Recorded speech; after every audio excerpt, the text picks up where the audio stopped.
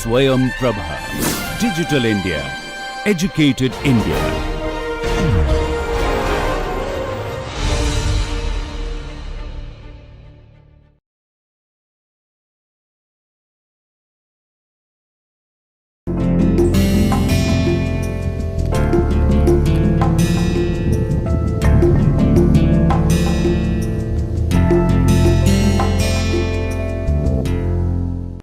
Hello, welcome to NPTEL's course on communication skills. We are on the second module and this is the third lecture of second module, barriers to communication. And this is the third part of the lecture on barriers to communication. Just to recollect very quickly, in the first lecture we actually talked about the various barriers to communication. In the second one we were talking about the various overcoming strategies. In this one, once again I am going to talk about barriers in terms of causing miscommunication. What is miscommunication? How is this being caused? And how can we avoid, minimize causing this kind of miscommunication? Miscommunication can happen for various reasons, so we will just look at them.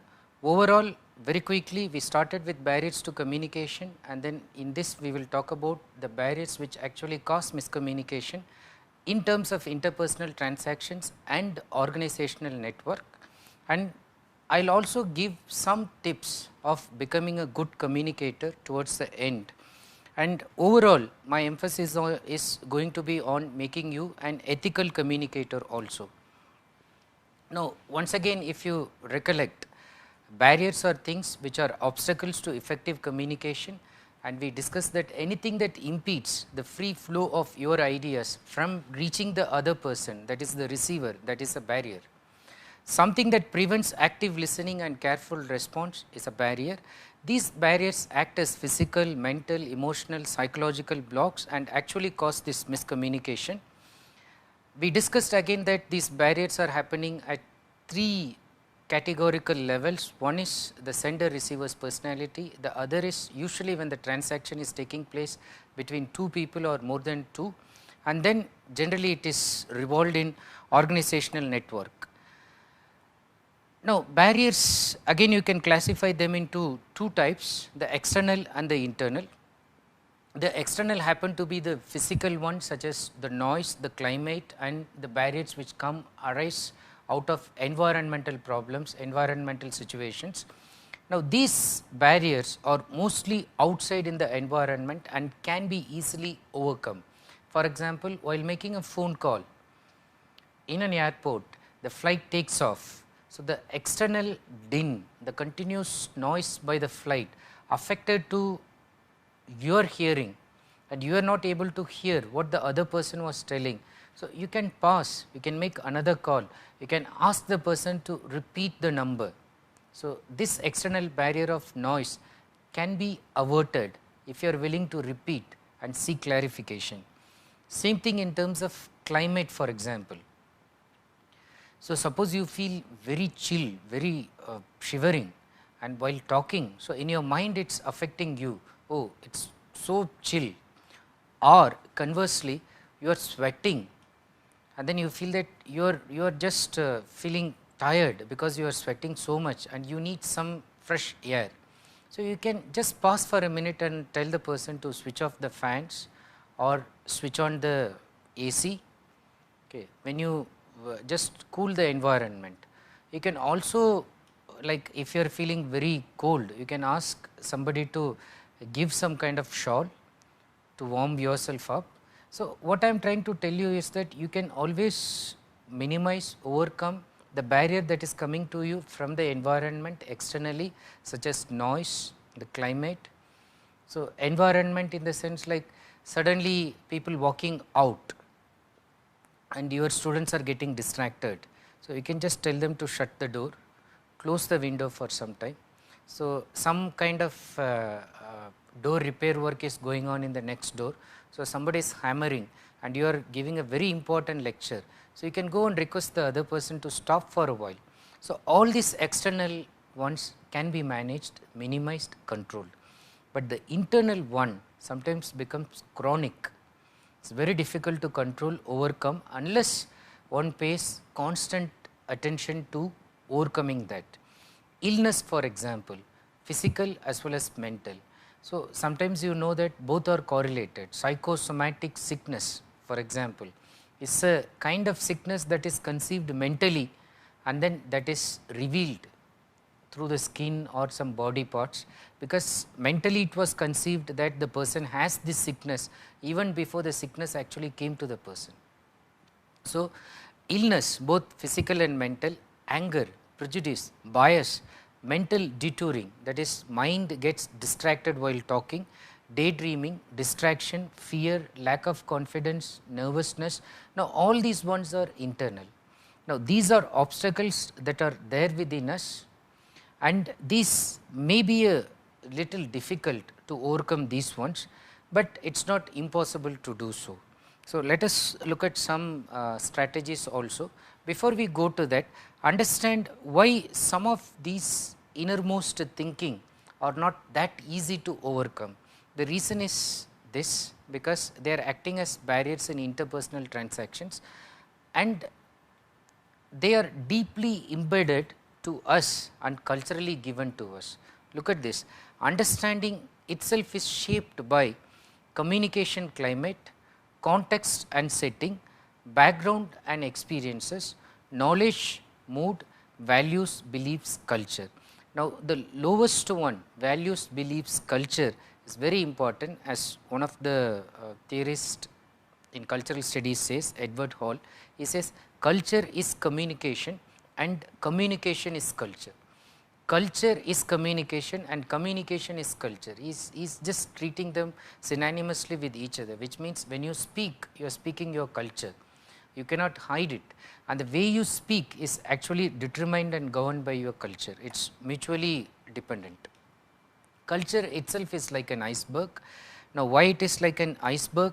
Because 6th, 7th of the iceberg is under the water. Okay. Now, only the topmost part is revealed to you in the form of behavior, and this is called as this famous cultural theory in terms of iceberg. Look at this, the topmost one is behavior, the one that is revealed to you, and then the next level you have your beliefs, but these are embedded very deep inside you in terms of values and thought patterns. Now, these cannot be shaken so easily, it cannot be changed so easily, and this is what we call as the iceberg analogy of culture. And when two people come together, on the left side and on the right side, on the overt side, on the top you find the behavior and followed by beliefs, and at the bottom most you find their values and thought patterns. Now, the clash happens here and the behavior just overtly shows it, superfluously expresses that. What is miscommunication? Miscommunication, we can say, is a worst consequence of ineffective communication. People have not thought of the barriers, people have not thought of overcoming the barriers, and that is why miscommunication takes place. Barriers to communication can often cause miscommunication, but what will happen when there is miscommunication? The end result is counterproductive. You wanted to have something, the result that is happening is exactly the opposite. The message gets distorted or totally misinterpreted or misunderstood. So, the communication time is wasted, the business climate is completely damaged, some goodwill that was earned over generations, centuries, they get lost. Why miscommunication happens? Mostly because of the inherent ambiguity in the language or the medium that we are using for communication. Why? Because a wide variety of meanings is possible with just one set of verbal symbols. The context will of course change, but the point is that the rich potential for interpretation makes communication difficult, which means you say one thing, and even if you specify the context, it is always possible for the interpreter, the audience, the receiver to take a totally different meaning which is not desired by you. Also, the inappropriate and excessive use of multiple channels of communication, which I briefly hinted at the previous lecture. So, that also causes miscommunication. Look at the first part, understand that language is inherently ambiguous, or miscommunication is caused because of the inherent ambiguity in the language. Language has plurality of meanings, language is polysemous, language is ambiguous. So, we generally tend to play language games. So, Wittgenstein, a philosopher, said that we actually play linguistic games. The way we play chess, we keep the rules in our mind, and then when we move the coin, we anticipate the other person's move. But if you do not know the rules, then you cannot play the game and enjoy it. So, we tend to play this game and communicate in a roundabout manner. Sometimes we do not do that directly. Many different meanings can be projected through a simple sentence. In the previous lecture, I said just a word like rich has 12 meanings. Now, let us look at a simple sentence like Suraj, the door is open, and let us see how many meanings are possible out of this. One can infer as many meanings as possible, but at least about 10 are easily detectable. So, when you say Suraj, the door is open, one meaning is you are most welcome, please come in that sense. Suraj, the door is open, implying get out, I do not want you to be here, who asked you to stay here? Again, Suraj, the door is open, let us go and occupy the seats. So, you are going to an auditorium or a theatre, and then one of the friends says that it is open, let us go in, get in. Please do not leave it open. So, implying that Suraj, the door is open, do not you know that you should not leave it open like this, dogs will get in. And then another situation, Suraj happens to be the boss, the subordinate goes and then finds that some thief or somebody has broken the door open. So, he calls him and says, Suraj, the door is open, saying that I am afraid, I do not know what to do, tell me, should I call the police? Okay. Now, another simple instance, Suraj, the door is open, why do not you shut it? Okay, do not you see that? And then as a warning, maybe the person keeps forgetting it, you are asking how many times you keep forgetting, won't you close it? And another situation, let us assume that there are two people who come to steal something from the home, and then when they come and then they thought that they have to use hammer and other things to break the lock open, but then the person sees that it is just open, the inmate actually has forgotten to lock it. So, it is a wonderful stroke of luck. He says, Suraj, the door is open, so come, I am happy, thank God we do not have to use the hammer, it is just open for us. Two people are talking, and then it is a very political environment, and then the one person says, keep quiet, Suraj, the door is open, implying that even the neighbors, the people who are standing out will hear us. So, speak in a low tone. So, just as a caution.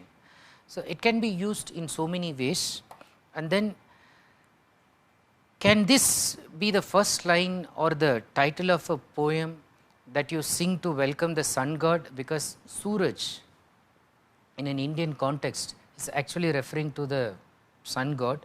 So, when we say Suraj, the door is open, are we inviting the sun god to your home, especially after a terrible winter? So, possibly yes, look at this,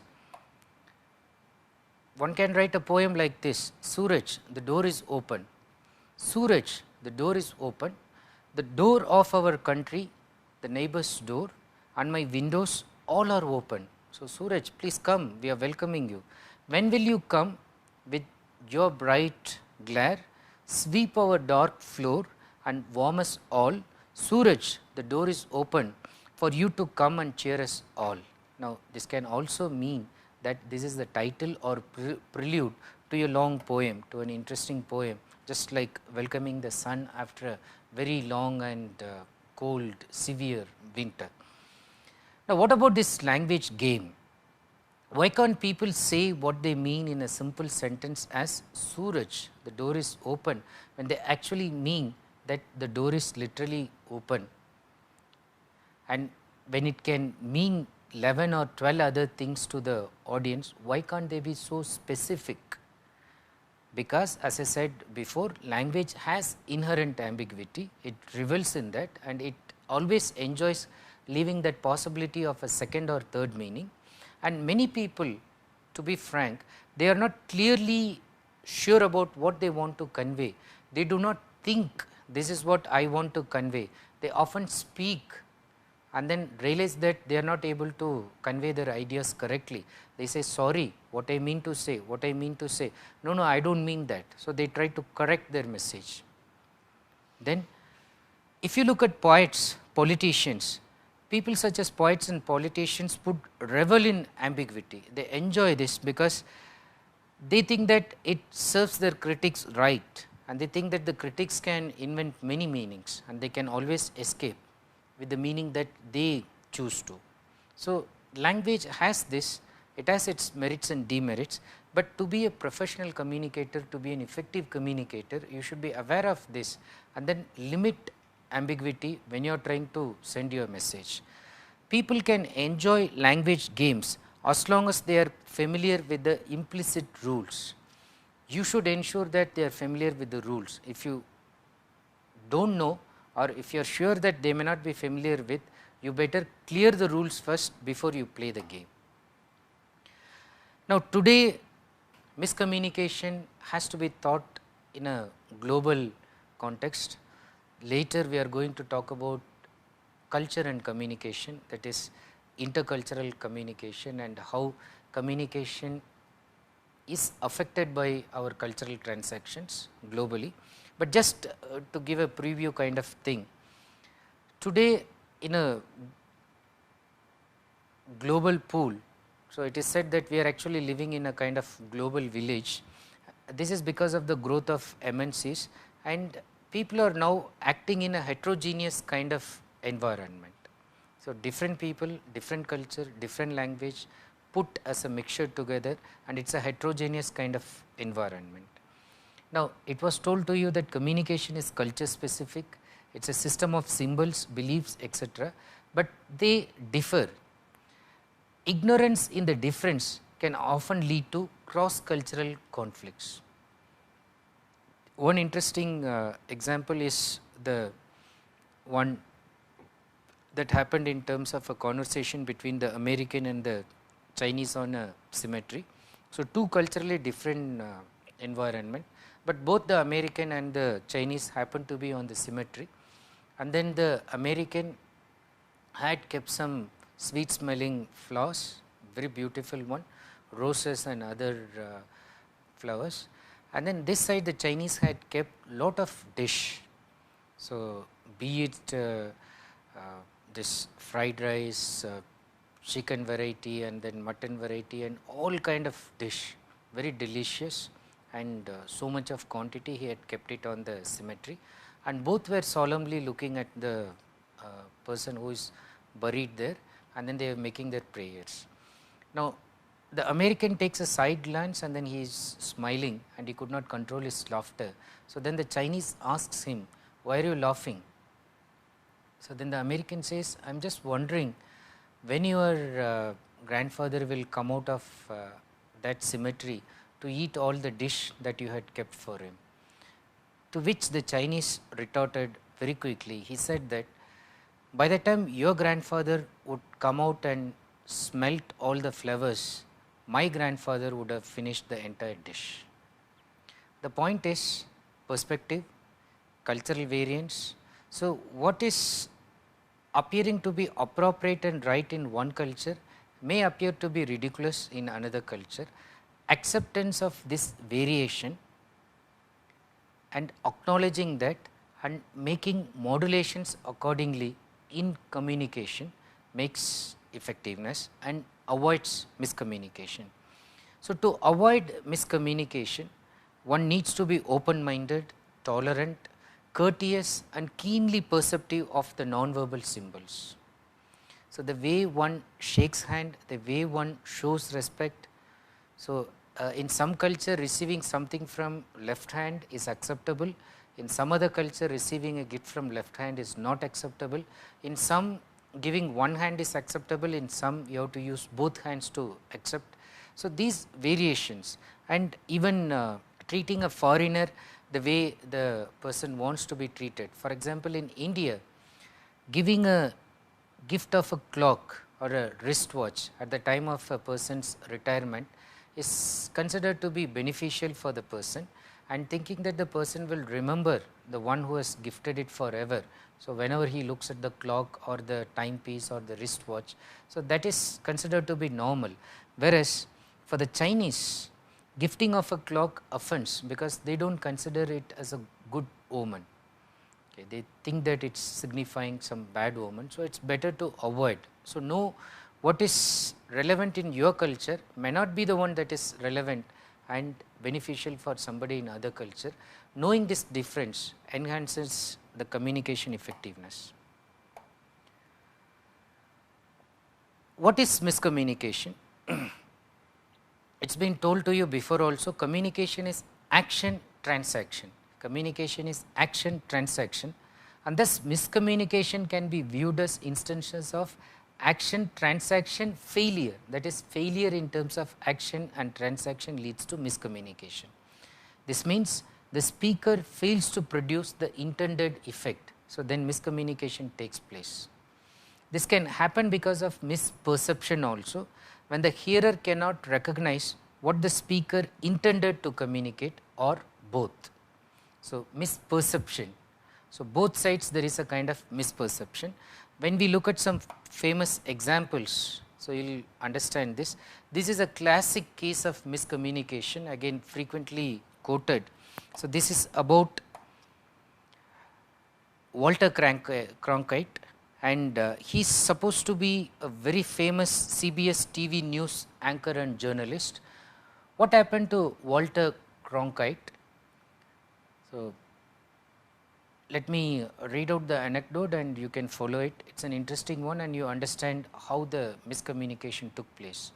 So, in Central Harbour, Maine, local legend recalls the day when Walter Cronkite steered his boat into port. The avid sailor was amused to see in the distance a small crowd on shore waving their arms to greet him. He could barely make out their excited shouts, "Hello Walter, hello Walter." So, he heard their excited shouts as "Hello Walter, hello Walter." As his boat came closer, the crowd grew larger. So, boat was coming closer, the crowd grew larger, still yelling, pleased at the reception. So, he was so pleased that people are becoming more in number. Cronkite tipped his white captain's hat, waved back, even took a bow. But before reaching dockside, Cronkite's boat abruptly jammed aground. The crowd stood silent. The veteran news anchor suddenly realized what they had been shouting. It was low water, low water. Now, if you look at the analysis of this miscommunication that has taken place, what was the flaw in this communication process? The sender has idea, that is the people on the side of the port. So, they wanted to warn the boater, they wanted to tell him it is low water, your boat will get stuck. The sender encodes the message and says low water, low water. Now, after doing this, the channel carries message, but the message is distorted because the way it was spoken, the message got distorted, and maybe it got distorted because of the noise from the boat, or maybe they were all shouting together and they were not speaking clearly. So, the receiver decodes the message as hello Walter. Low water, he decodes that as hello Walter. Now, because of this, what has happened is, you will see that in terms of the frame of reference, if you look at it, the receiver is accustomed to acclaim and appreciate the appreciative crowds is generally used to. In terms of language skills, Maine accent makes water and Walter sound similar. So, there was no difference when they were shouting. And in terms of listening skills, the receiver is more accustomed to speaking than to listening. This was the major flaw. So, he was not listening to them actually, he was more responding, he was giving his domineering outlook, waving hands, and then at no point you could suspect that there is something wrong. Now, in terms of emotional interference, what actually acted in between was his ego. Ego prompted the receiver to believe crowd was responding to his celebrity status. He thought that they were waving because of his celebrity status, and physical barriers, probably it was the noise from both, the distance between senders and receivers, so it was not heard properly. Now, if you analyze this, which barriers could be overcome through better communication skills? So, if you look at it, you will not be able to overcome the physical barriers, because unless you stop the noise, which also can be done, but generally in the moment this is something that is inevitable.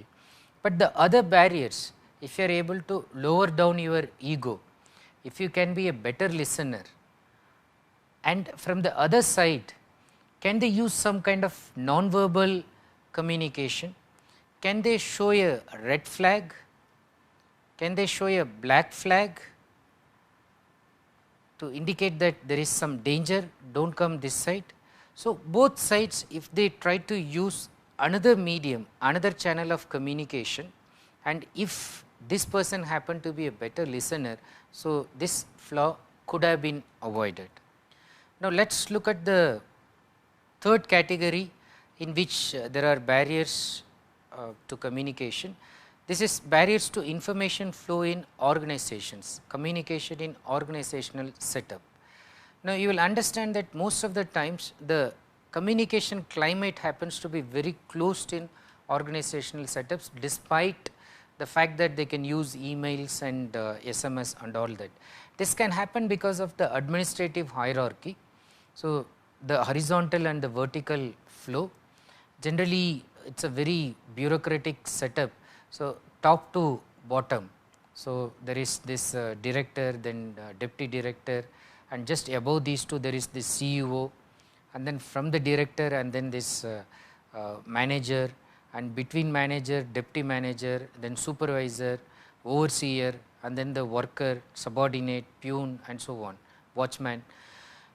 Now, long lines of communication can also cause these barriers to flow in communication. Too many transfer stations distorts and delays the message. Lack of trust between management and employees can also cause barrier.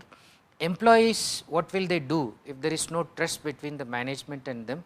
They will turn to an informal system, the grapevine. They will start believing in rumors.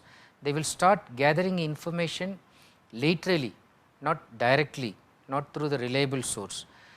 Now, competition for power, status, rewards, so that is also trying to create this kind of grapevine environment, which should be avoided. Now, look at the available models. In terms of downward management, so the management directives, job plans, policies, company goals, mission statements, so it all comes from the bottom to the down.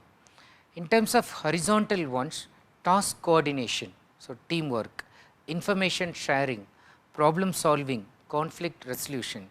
Generally, it is believed that the more horizontally you are able to work, so the communication effectiveness can be achieved. The downward and upward, there are problems. So, upward it is going from suggestions for improvement from the subordinates, reports of customer interaction, feedback, progress reports, employee feedback. So, the downward, upward, generally there are barriers. Horizontal is generally the one that is encouraged. You can also look at in terms of the written, oral and electronic. In written you have this executive memos, letters, annual report, company newsletter, bulletin board postings, orientation manual. In oral it is telephone, face to face, conversation, company meetings, team meetings, group discussions, brainstorming sessions, etc. In terms of electronic, it is the email, voicemail, instant messaging, intranet communication, video conferencing and so on. Now, another interesting example of message distortion, miscommunication, that happens in downward communication, and this can happen through 5 levels of management. Look at the message and the amount of message. It is believed that when the message is first written by the board of directors, it was 100%. Okay, the board of directors wanted to convey something, it was 100%. But later, when it was received by the vice president, it became 63%. Then when it was received by general supervisor, it became 56%. Then when it was received by plant manager, it became 40%. Then when it was received by team leader, it became 30%. Then when it was received by the worker, it was 20%. This is deplorable. This is really bad, because from the top to the bottom, 100% communication message slowly deteriorated, distorted, and only 20% of the message was received. Now, another interesting example, illustrative example of how miscommunication can happen in product evolvement. Look at this picture.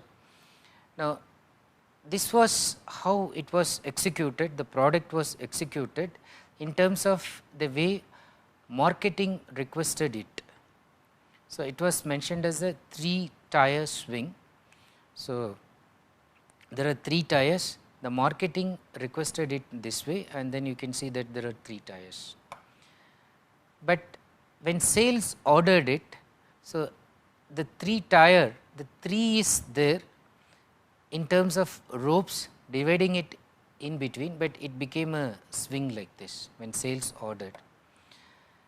Now, when engineering designed it, actually the swing part is gone, but then the design, if you could see, it has become totally dysfunctional, but it has designed it that way.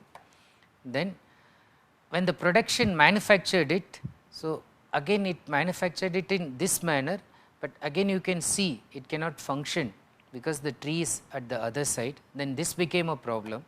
Then how the problem was sorted out, when the maintenance installed it, it cut the tree and then it hung it and then gave some space. But again, you know, but this is a very funny kind of installation and not very functional, not very effective. But what was it the customer wanted actually? The customer actually wanted a simple 3-tire swing. It was heard as 3, not tree. So, 3-tire, TIER, they thought it is 3-layered swing. What the customer actually wanted was a simple 3-tire swing where the kid can sit and then enjoy. So, you see how communication is distorted, how miscommunication can happen. It appears to be funny, but then it can actually cause severe damage in communication. Now, coming back to the organizational barriers, how can the barriers be overcome?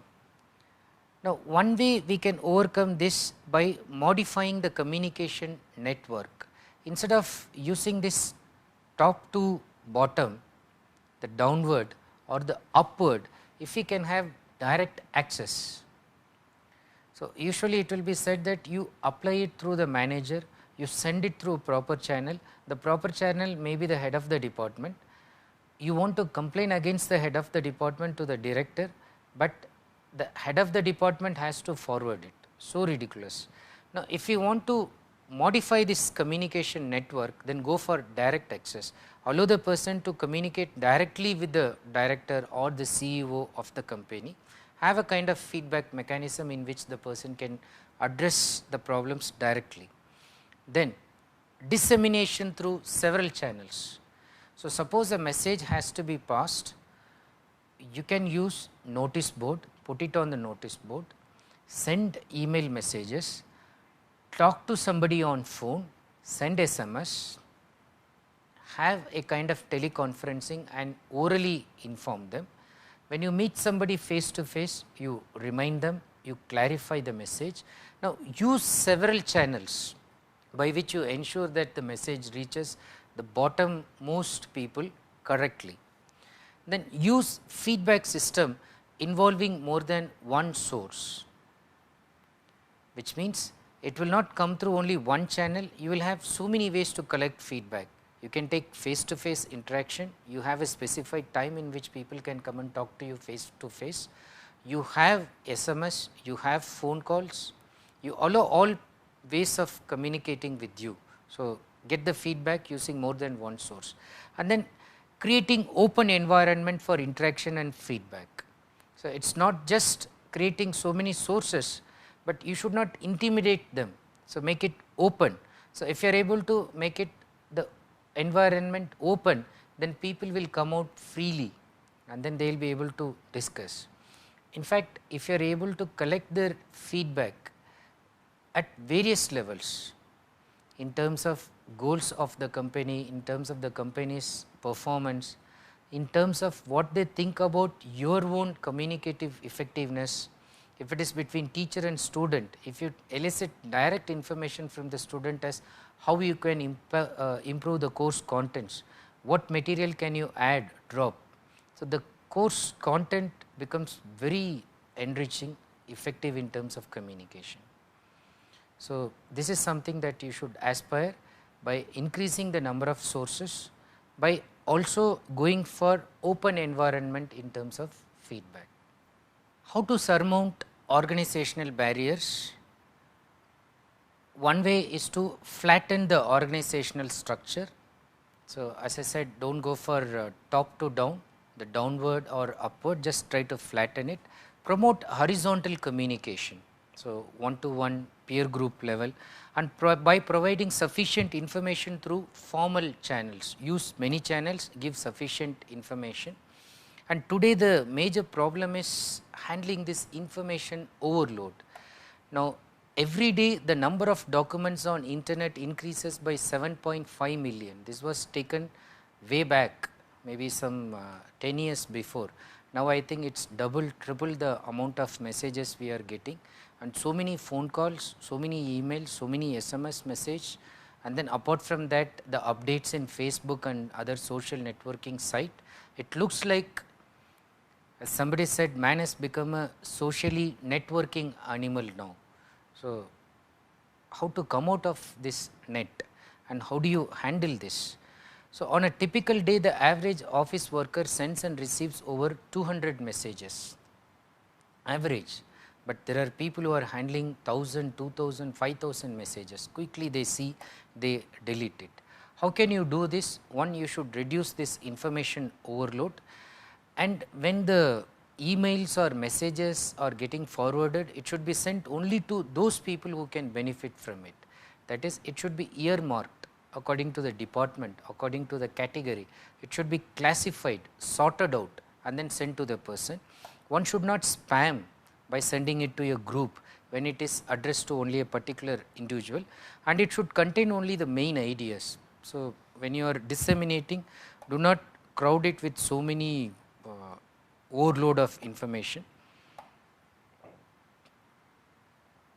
One method that is commonly suggested is to remember this acronym RAPID, which you can use to overcome communication barrier.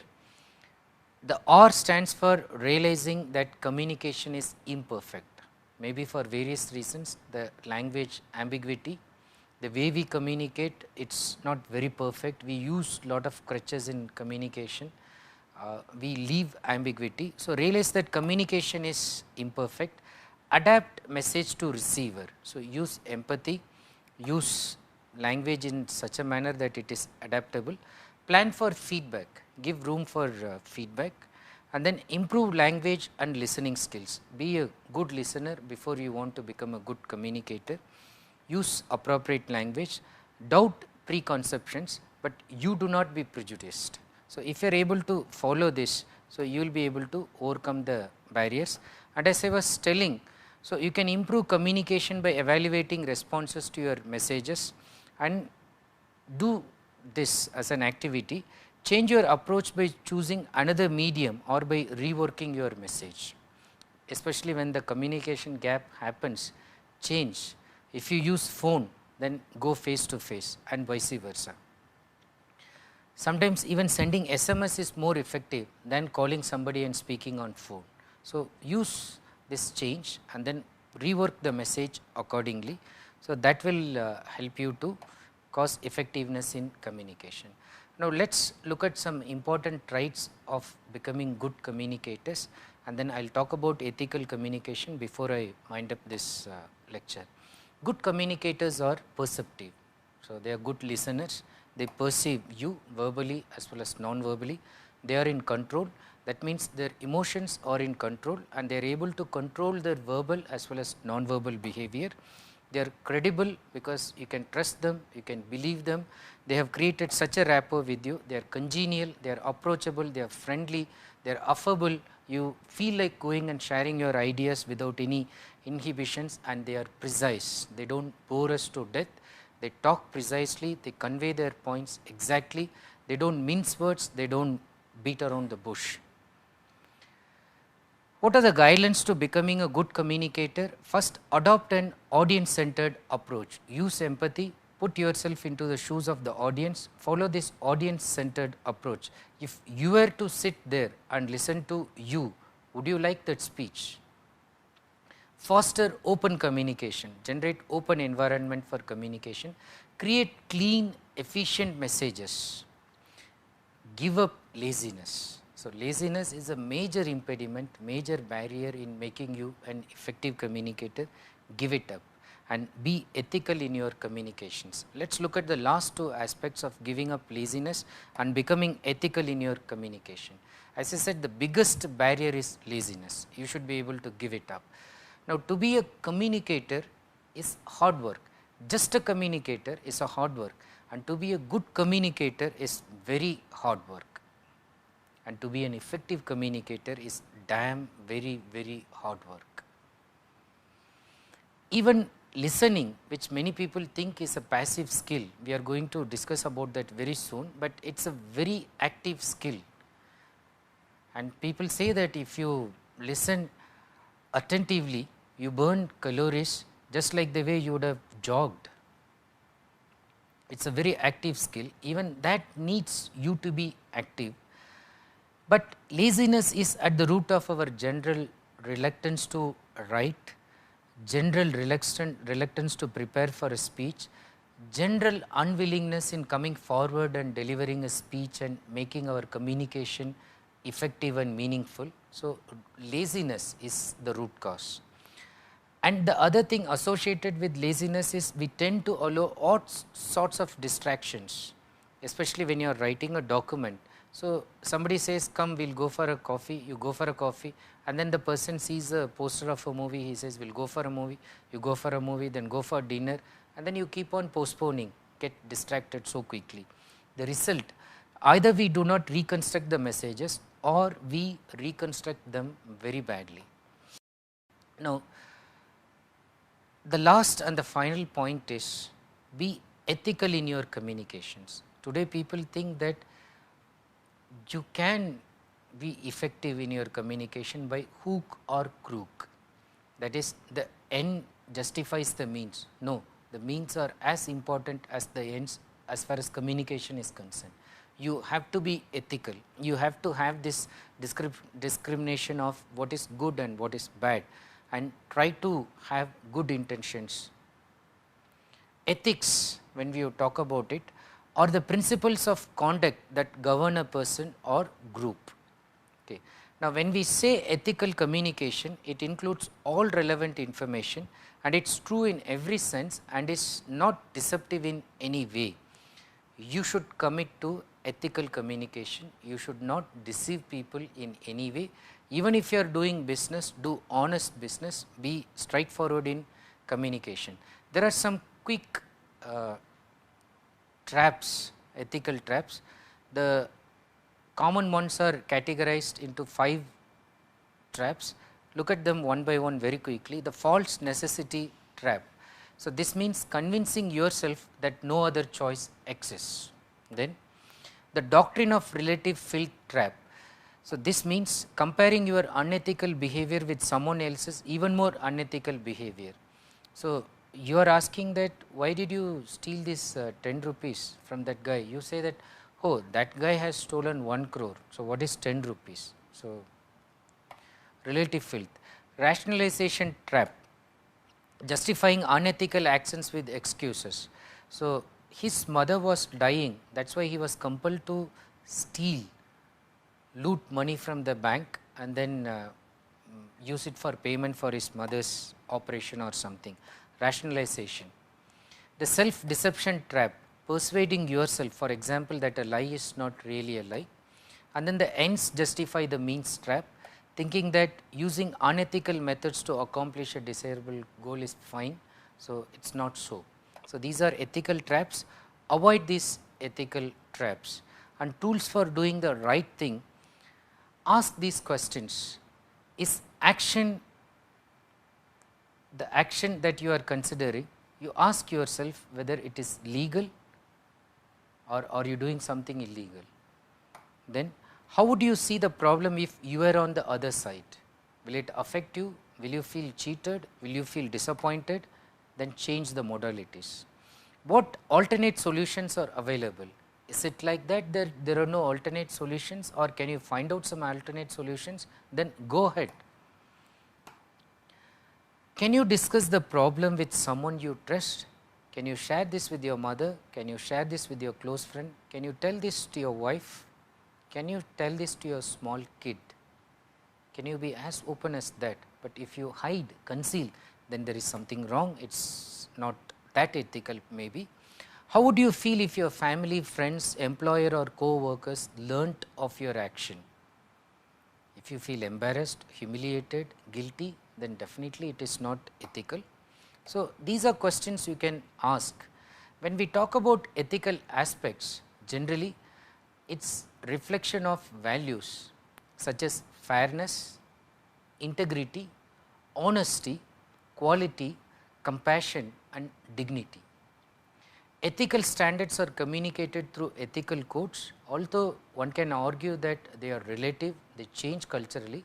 We all know that there are universal values. Okay. So, you know what is good and what is bad, irrespective of the fact whether you follow this religion or that religion. In terms of humanity, one knows what is good or what is bad, but there are situations where it is often difficult to decide what is ethical or unethical. I often ask my students this question, and then I just try to debate with them whether their answers are correct or not. The question is this: would you report to the invigilator if you find a friend of yours copying while writing a test arranged for recruitment of a job for which you too are an applicant? So, you and your friend, both of you are writing this competitive exam in which your friend is doing some kind of malpractice. Would you reveal that or not? Now, the ethics of present generation has changed so much. The majority of the students, their impulsive response is to say no. Why? Will you not lose your job? They say that no, I do not mind, I do not want to inform the examiner about my friend because I want to save him. Okay. Now, the actual answer, if your moral and ethical quotient is very high, it is like this: of course, I will actually expose my friend, I will actually inform the examiner, I will stop him from copying, not because I am afraid that I will not get a job, but because I am more concerned about him, and I do not want him to get that job by doing some malpractice, because he will lose his confidence in himself and he will become a highly dishonest fellow as he climbs up in the social ladder. In order to avoid this and teach him a lesson, so I will inform, and it is better that it is nipped at the bud and then he does not develop this habit further. And if he is my true friend, he will realize my intention and then he will come back to me.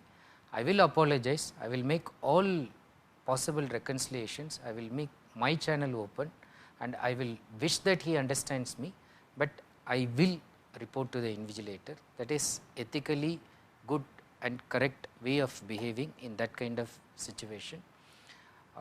Thank you so much for listening to this. Now, there are some books that you can refer to, Bovey and Coatland et al. So, the book on business communication today, written by Bowie and Group, published by Pearson Education. And there is also this book, Excellence in Business Communication, again by Bowie and then John V. Thill. Business Communication, Process and Product. So this is by Mary Ellen Caffey. So this is also a book that you can use it for further reading. And of course, Moni Poli's book on business communication strategies. Some very interesting and funny examples are given here, so which you can use it, especially if you want to gain some personal insights. So these anecdotal experiences are so powerful that you will not forget them so easily. So in this module, if you look at it, we had 3 lectures. We started talking about the barriers to communication, and while talking about it, we focused initially on the kind of barriers which happened at the personal level, and we also identified that whatever is happening is basically at the psychological level, then the emotional level, and then we try to see how we can resolve those barriers and to make the communication effective. Then we discussed in the second lecture of this module on the transactions which are happening at interpersonal level and how the barriers are there. And in this part, we focused more on the organizational setup where there are barriers, and towards the end of it, not only I talked about overcoming the barriers, but also I talked to you about being ethical in your communication along with ways by which you can become a good communicator. Follow these tips, try to inculcate this sense of ethical goodness in your communication. You will not only become an effective communicator, good communicator, but an ethically effective communicator, which is the need of the hour, which is very important at this stage, this age that we are living in, the age where cybercrime has become so common. Your ethics is very important when you are communicating. So hopefully I think that these 3 lectures in this module has contributed to giving you lots of tips on overcoming the barriers and making yourself an effective communicator. Go through these tips, try to implement them in your day-to-day life, and then progress day by day. Each day you try to use 1 or 2 tips which are given here, and I am sure the day will come when you will become an effective communicator. Wish you all the best. We will meet in the next module. Until then, I say bye, and then wishing you once again good luck. Thank you.